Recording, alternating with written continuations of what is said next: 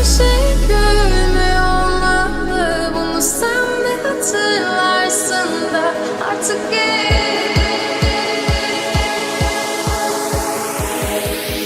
öyle hissettim.